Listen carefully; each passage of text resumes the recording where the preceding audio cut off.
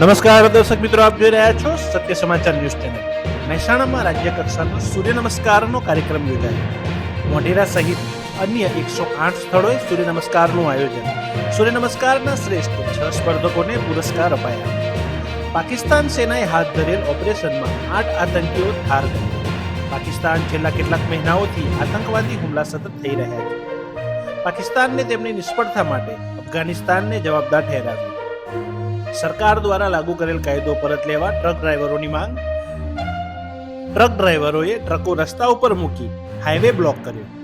માંગણી નહીં સંતોષાય ત્યાં સુધી હડતાલ ચાલુ રાખવાની ચીમકી. નવસારીના બિલીમોરા શહેરમાં બ્રિટિશ કાળના સોનાના સિક્કા મળવાનો કેસ. એનઆરઆઈ મહિલા મકાન માલિકે નવસારી આવી નોંધાવી હતી પોલીસ ફરિયાદ. પોલીસ તપાસમાં ચોરેલા 240 સોનાના સિક્કામાંથી 199 સિક્કા રિકવર કર્યા. કલોલ ખાતે ગાંધીનગર જિલ્લાના પૂર્વ સૈનિકો શહીદ સૈનિકોના ધર્મપત્નીઓના સંમેલનનું આયોજન.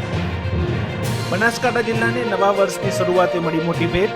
દિયોદર રેલવે ઓવરબ્રિજને વિધાનસભાના અધ્યક્ષ શંકરભાઈ ચૌધરી અને ઉદ્યોગ પ્રધાન બળવંતસિંહ રાજપૂતે ખુલ્લો મૂક્યો. વર્ષો જૂની સમસ્યા દૂર કરવામાં આવી. જમીન રીસર્વે અને પ્રમોલગેશન બાદની ક્ષતિને લઈ વધારાઈ સમયમર્યાદા. 31 ડિસેમ્બર 2024 સુધી વધારાઈ સમયમર્યાદા મહેસૂલ વિભાગે નોટિફિકેશન બહાર પાડ્યું.